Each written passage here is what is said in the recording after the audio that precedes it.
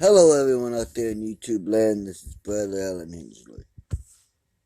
And once again, I'm coming to you live from my apartment. And I got a very, well, shoot, how do I put it? A very, well, I guess you could say difficult video. I'm not sure how to express how I'm feeling over it. I've been looking into it, and quite frankly, the more I look into it, the more outraged, the angrier I get.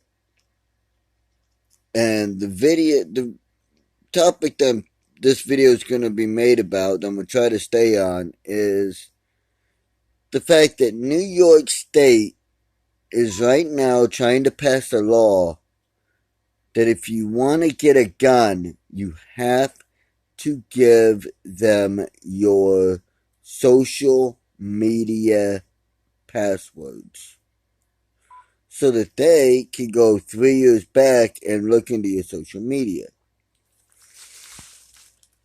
My problem with that is very, very simple. What's to stop them from anytime they want to look into your social media account, just typing in your password and doing so?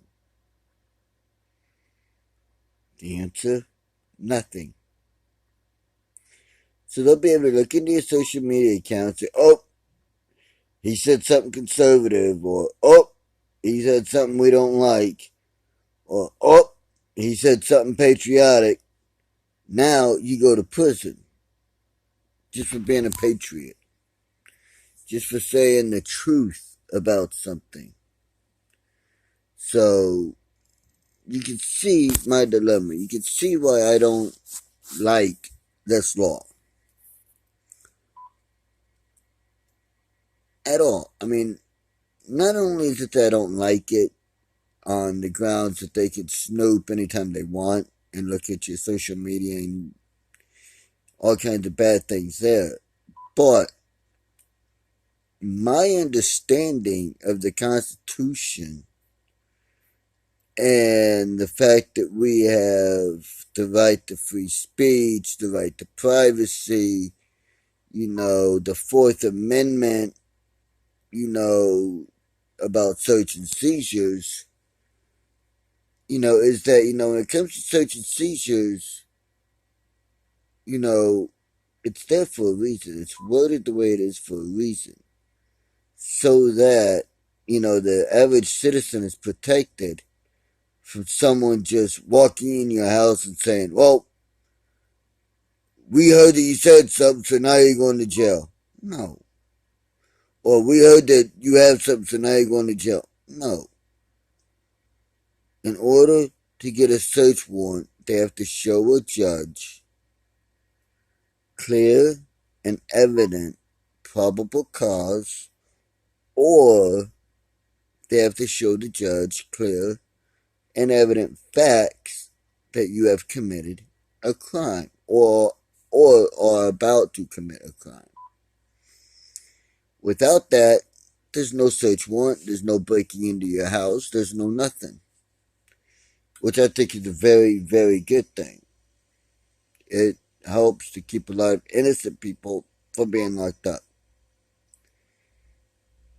Now, with the social media, they could look at your stuff, they could alter it, and then, as in the case with Donald Trump and the FISA warrant, they could alter something and then use it as a basis to get a warrant to search your home, and then they say they found something when they planted it, and you go to jail for possibly a very long time. Or at the very least, you're branded as something for life. So, you see my dilemma. Yes, I make no bones. I have been to jail. I have made mistakes and paid my dues for them. Make a mistake, I own it. And I'll pay the bill every time. I've never asked anyone to pay a bill for me.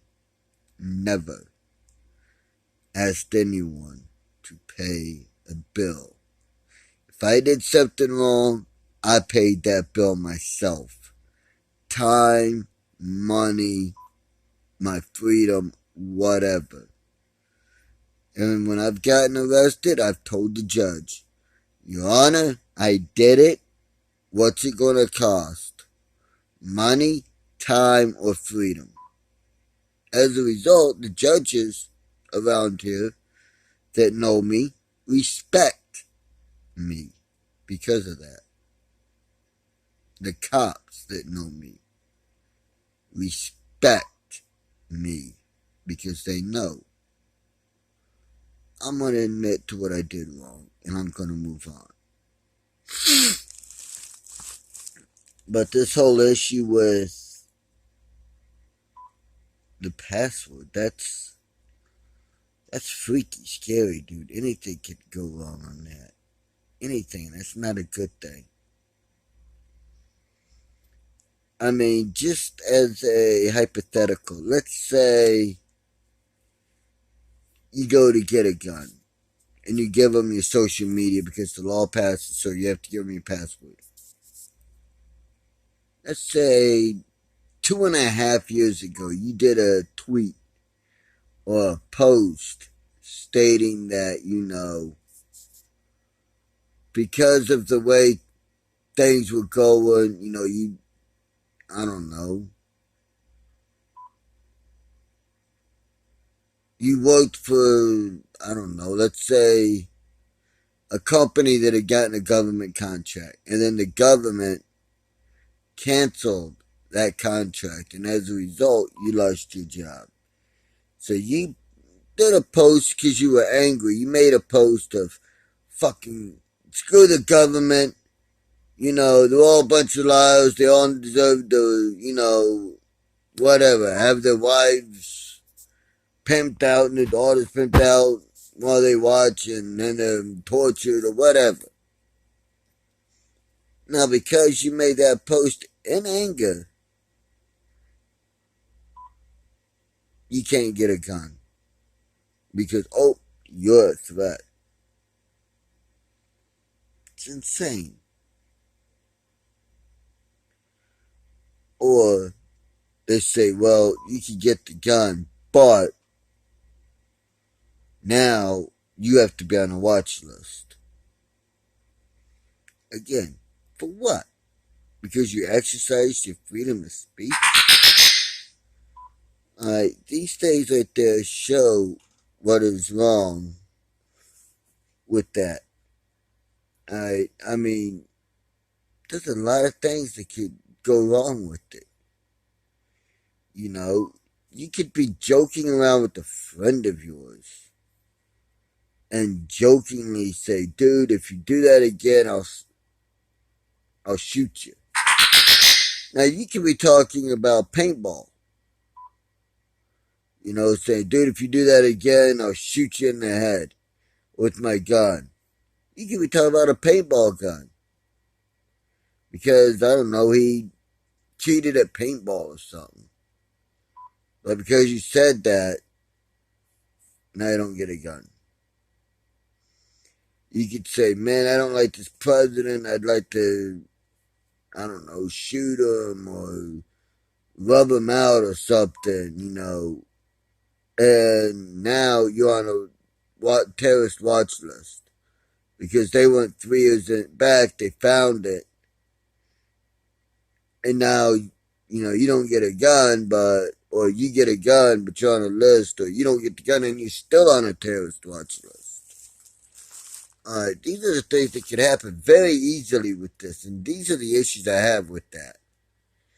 I get doing background checks. You don't want criminals and illegals to have guns. I get that. However, I'm not a felon. If I want to have weapons in my home, I can. It is guaranteed to me by the Constitution. As a matter of fact, the Constitution states in the Second Amendment that the right of every citizen to keep and bear arms shall not be infringed upon by the government in any way. Actually, the whole thing is that the right to keep and bear arms is necessary to maintain a well-disciplined militia. The right of every citizen, the inalienable right of every citizen to keep and bear arms shall not be infringed upon by the government or any representative of them or the state. Basically is what it says. Which states that, you know what, in other words, you can't stop me from owning a gun. Now, the Constitution's been amended, and if you're a felon, you can't own a firearm, which I get. Although I think it should be if you're a violent felon, such as a rapist, murderer, child molester, armed robber, bank robber, whatever. Yeah, no gun. If you're violent, no gun. If you're not, gun. If you are a felon because, I don't know, you drank too much and drove a couple of times, you should still be able to own a gun. But that's my opinion. And this video isn't my opinion. It kind of is, but it's more my thoughts on the subject right now. The fact that New York is even considering this law scares me. It is one step closer. If it is passed, New York will be one step closer to the government being able to come and take everybody's guns. Under the SAFE Act that Cuomo passed, you have to register rifles, which is insane, but you have to. And you can't have a magazine that holds more than, I think, 10 rounds. You can't have a fully automatic weapon. It's got all these cans and this whole list of things you can't do and can't have. You can't have a high-speed magazine and all these other things, and it's got a short list about yay long or so of what you can do. Now, my understanding of the Constitution is that it doesn't say musket. It says weapon, firearms. That means, hey, guess what? If I want to own an AR-15 or a SAW or some other light infantry weaponry that's high rate of fire, I should be able to do so legally without the government saying, oh, you can't do that. But in New York, that's exactly what the government's doing. The government is telling us what we can and cannot have as far as firearms. That is unconstitutional. Plain and simple. To all the people out there that may know someone or be in the New York State Senate or the New York State House of Representatives, or know someone who is, or who If Cuomo watches this, or someone who knows someone who knows someone who knows him, or his housekeepers or whatever, watch this, please, please look at the Constitution and think about this. Every mass shooting that has occurred in the last, we'll say, 20 years has happened in gun-free zones. Sandy Hook, although that was a false flag in my book where they used actors, but still, Sandy Hook, gun-free zone. Parkland, gun-free zone. Vegas, the area where the guy did the shooting, gun-free zone. That means the citizens could not have a gun. Only the police could have a gun. And look what happened. Honestly, if, such as in Parkland or the nightclub in Orlando, had there been even one citizen there who was able to open or conceal carry a firearm, they could have taken the person out, like dead, or at least disarmed them, and people's lives would have been saved. Now you might be sitting there saying, well, Brad, how can you say that? Where's your proof that if someone's armed, they can save a life? Well, my proof would be, simply put, there was an attempted school mass shooting shortly after Parkland, I believe, in which this gunman came into a school with a gun. He shot one boy, one girl, and then the officer on duty at that school shot and killed the suspect, effectively stopping a school massacre. Not hard to think about. All you have to do is a little research on these topics.